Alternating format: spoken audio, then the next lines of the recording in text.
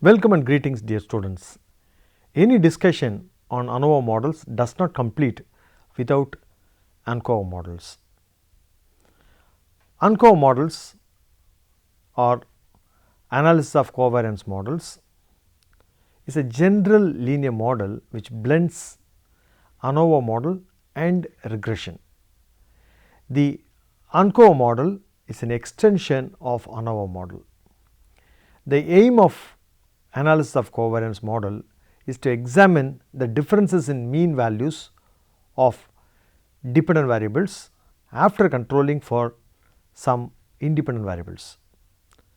In analysis of covariance model, we would incorporate additional variables into the model to reduce the error variances and to get better estimates of the regression model. Let us go to the model. Let us go to the class. We will discuss about the ANCOVA model in detail. Regression model that contain admixture of regular and dummy variables as independent variables are called analysis of covariance model, in short ANCOVA model. These ANCOVA models provide a method of statistically controlling the effects of quantitative regressors called covariates or control variables.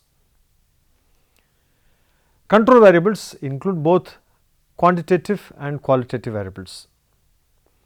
Let us now discuss some examples of ANCOVA model.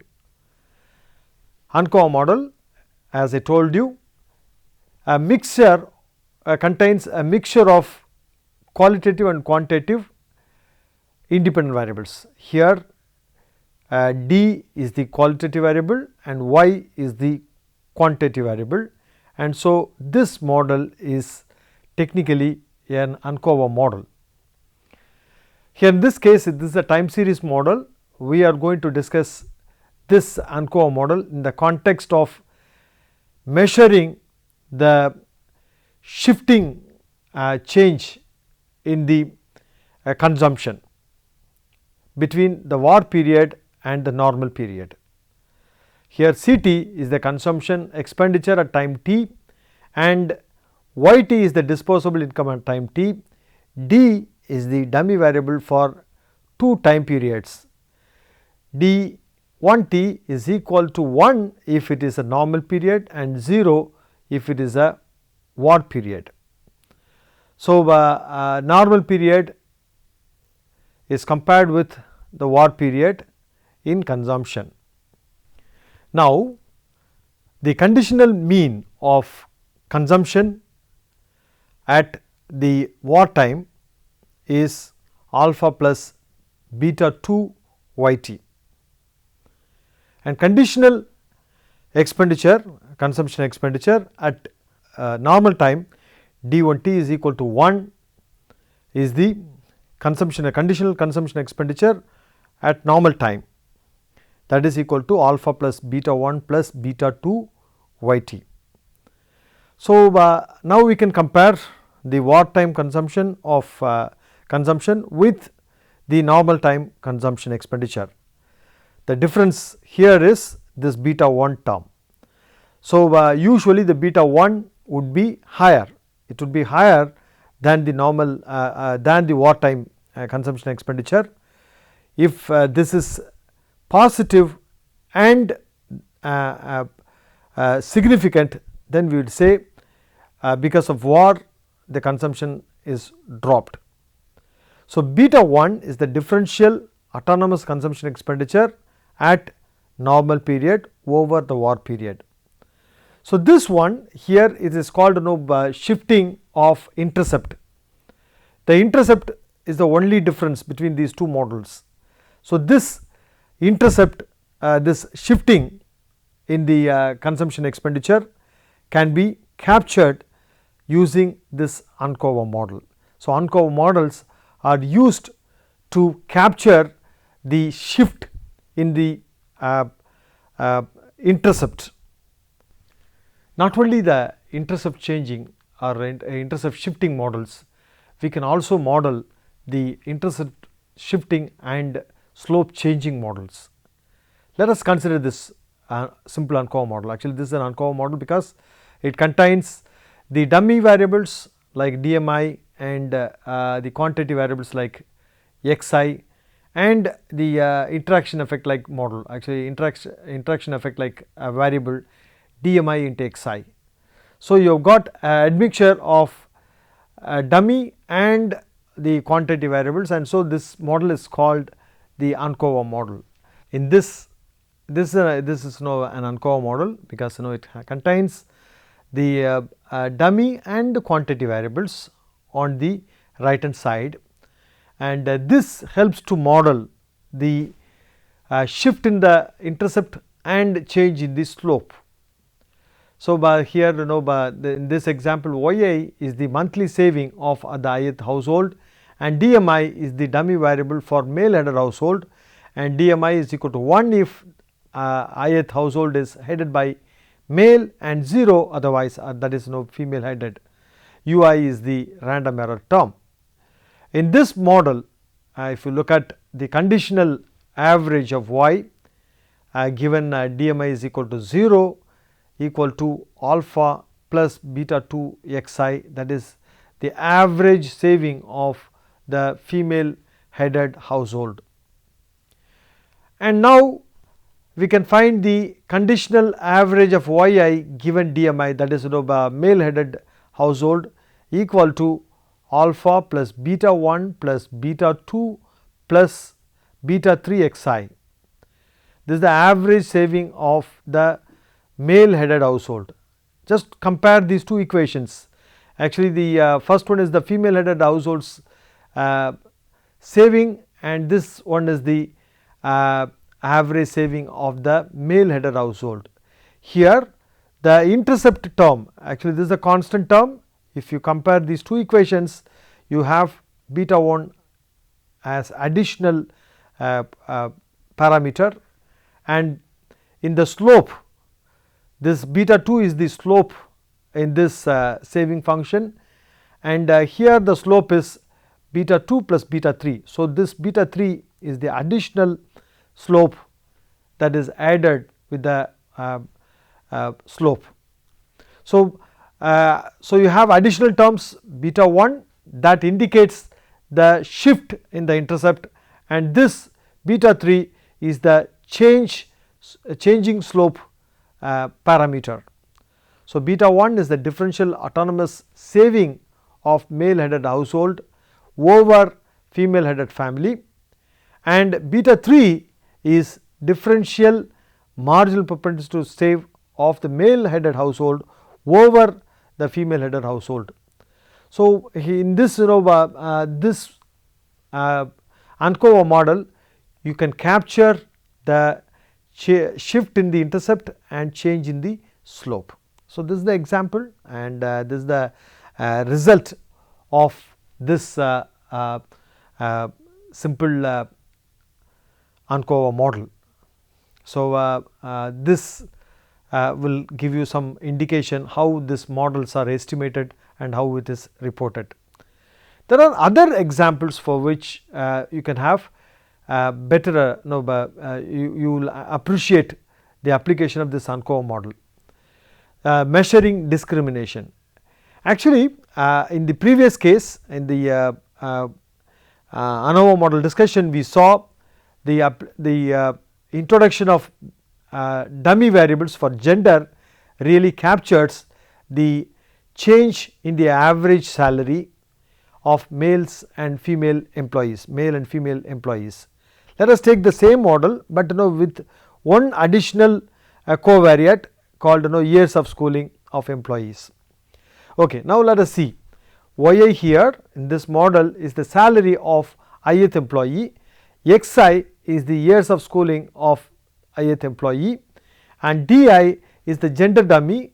Di is equal to 1 if the employee is male and 0 otherwise. Now, this beta 1 is the usually without this years of schooling variable, beta 1 is the difference between the male and female employee's average salary. But this DI cannot be, this difference cannot be taken as the discrimination, but if you introduce a covariate years of schooling like the ones which can really explain the differences in the salary of the employee in the labor market, then such introductions will make this beta 1 the measure of discrimination. The discrimination by definition is an unattributable differences between two categories of employees.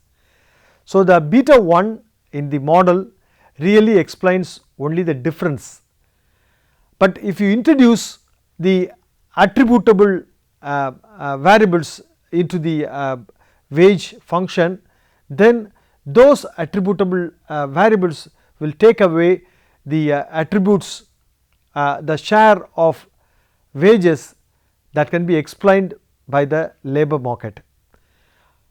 After the elimination of those effects, the remaining difference, unattributable difference, would be the measure of discrimination.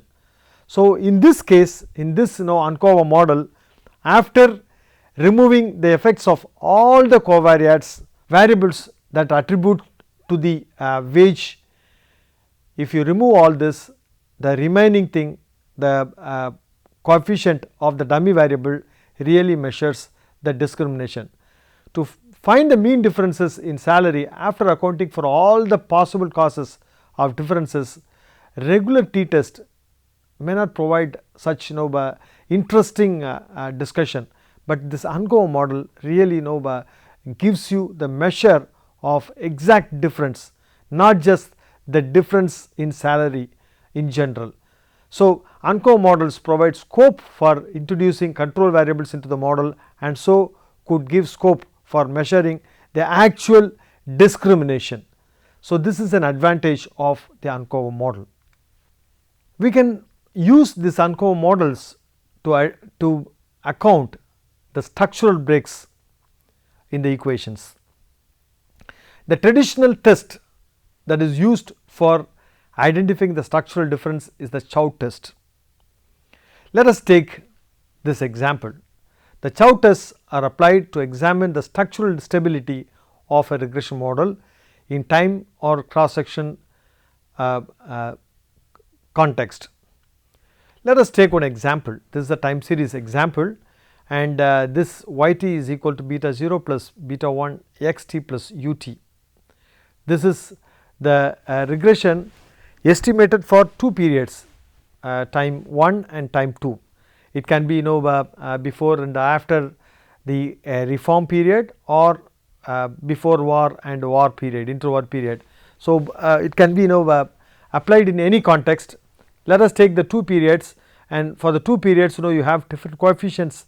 This is the first period coefficients beta 0 dash and beta 1 dash. In the second period beta 0 2, beta 1 2. So, these are two periods. Let us in the usual Chow test, we will test whether the first period intercept is equal to second period intercept, and the first period slope and the second period slope are equal. We will test this against the alternate hypothesis, they are not equal.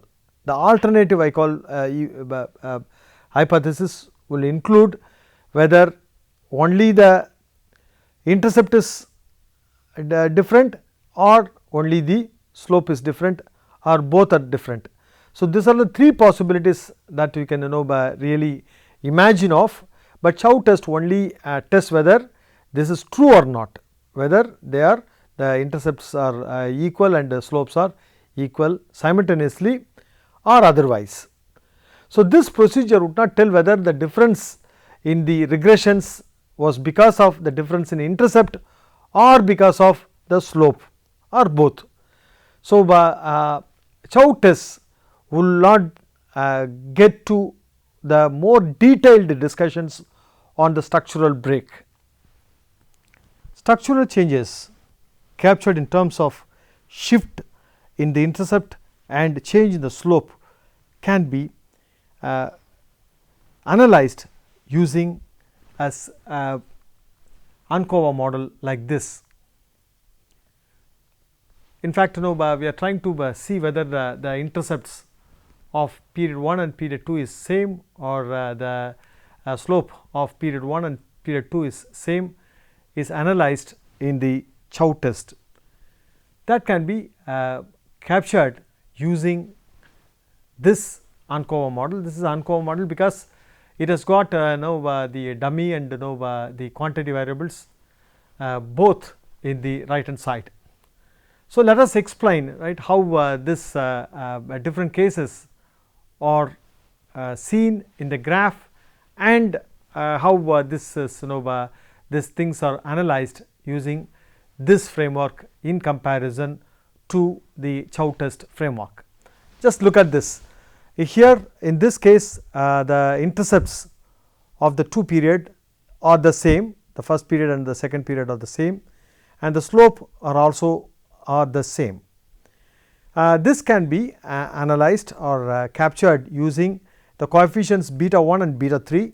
If beta 1 and beta 3 are insignificant, and this scenario is captured, right. If this beta 1 and beta 3 are insignificant, naturally this term will also go, and this term will also go, and you left with only these two terms, and that is same for both the periods, and so the intercept does not change and the slope also does not change. So, this situation is called coincident regression. For both the periods, regression and slopes are the same. The second situation is slopes are same, but the intercepts are different. The slopes are the same and the intercepts are different. How would you capture this? Actually, this is a situation. This can be captured with the help of beta 1 significant and beta 3 insignificant. What do you mean by beta 3? Beta 1 means the dummy variable dt, the coefficient of dummy variable dt is significant, but the dummy coefficient of the interaction effect dt xt is insignificant. So, here the slope is different, slope is same, but the intercept is different. So, slope represented by the slope difference represented by beta 3 is insignificant, and so that case is captured in this ANCOVA model. And third case, actually this regression is otherwise called parallel regressions. Actually, this parallel, but only the intercepts are different. The third scenario can be intercepts are the same, but the slopes are different. This can be captured with the inferential results. Beta 1 is insignificant and beta 3 is significant. So, this beta 1 and beta 3 significance results can really indicate whether it is a model of this kind, where the intercepts are the same, but the slopes are different. This kind of scenario is called concurrent regressions. Fourth scenario is both the intercepts for the two time periods beta 1 1, beta 0 1, beta 0 2, both are different, and slopes are also different. Actually, just look at that, the slopes are also different for the two time periods, time period 1 and time period 2, the slopes are also different. So, this is the fourth scenario. This this graph is called dissimilar regressions. This can be captured very easily by the beta 1 and beta 3 both significant case. So, let us summarize. Actually, this the significance of beta 1 and beta 3 really distinguishes all the four kinds of scenarios. If both are insignificant, then we will say there is no structural difference, and if beta 1 is significant and beta 2 is insignificant, beta 3 is insignificant, we will say the slopes are not different, but only the intercepts are different. So, structural difference lies only in the intercept or the autonomous saving, not in the marginal propensity to save. Third scenario is intercepts are same, but the slopes are different. That means, the autonomous savings are not different, but the marginal propensity to save is different. That can be captured by beta insignificant beta 1 and significant beta 3, and the fourth case is beta 1 and beta 3 both are significant, and the autonomous saving and the marginal propensity to save both are different, and that indicates a kind of structural break. So, all this can be captured, but what is so important is that the Chow test only says there is structural difference exists or not. So, it can only say binary answers, but this ANCOVA model can indicate which scenario exists, whether it is a coincident regression, whether it is a parallel regression, concurrent regression or dissimilar regression. So, all the 4 scenarios can be distinguished using this ANCOVA model. ANCOVA models are also used to estimate the kinked regression models or spline regressions. So, this is the spline regression. Actually, this is the thing described with a graph. You have two regression lines. When analyzing the relationship between a response y on the explanatory variable x, it may be possible that for different ranges of x, you have different linear relationships, right. One is flattened and one is steeper relationship. In these cases, a single linear regression model may not provide an adequate description. A non-linear model like quadratic or cubic may also be not appropriate. So, the value at which the line changes its direction is called the breaking point or the knot.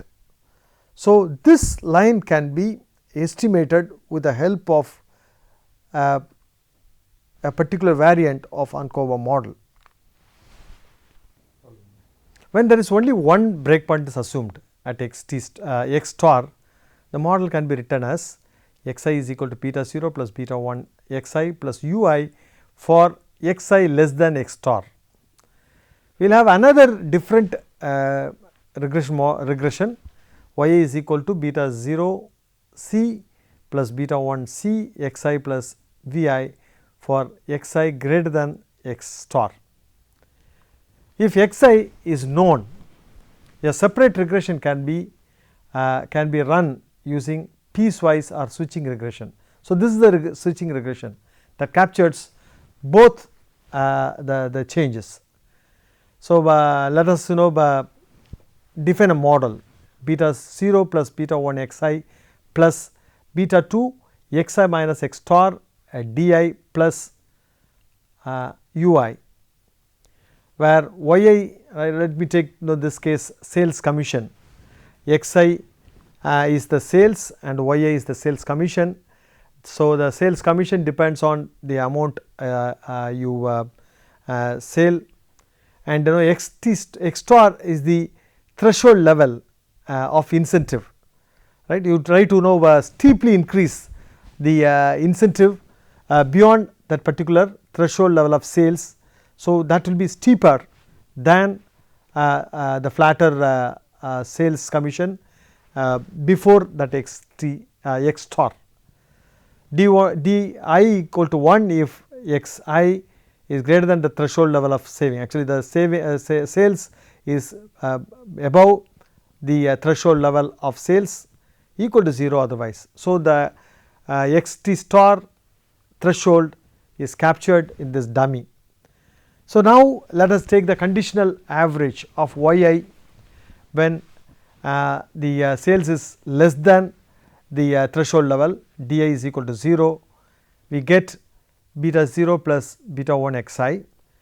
The conditional average of yi beyond that threshold level, actually di is equal to 1, that is equal to beta 0 plus beta 1 xi plus beta 2 xi minus x star.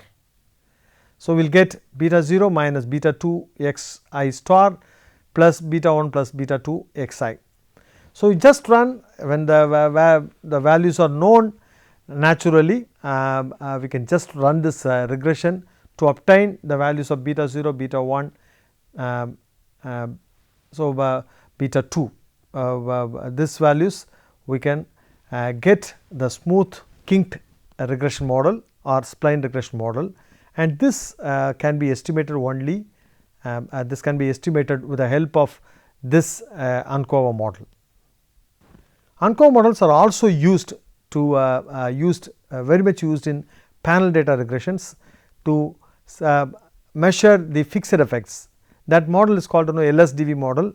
I am just giving you a hint, right, how this panel data model there is an application for application of this ANCOVA models in panel data. I am not going to explain beyond this point. Actually, to measure the specific time specific and the individual specific effects, this LSDV model, which is nothing but the basic ANCOVA model that is used to estimate the fixed effects in the panel data model.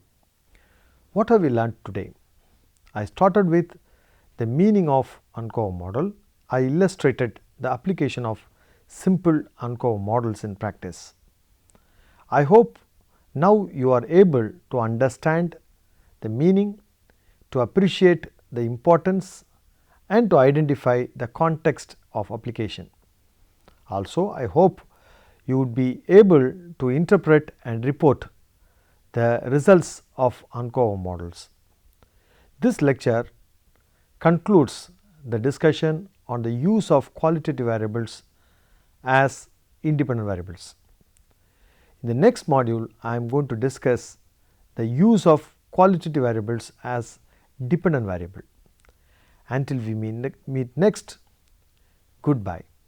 Please join me in the next class that discusses the logit model.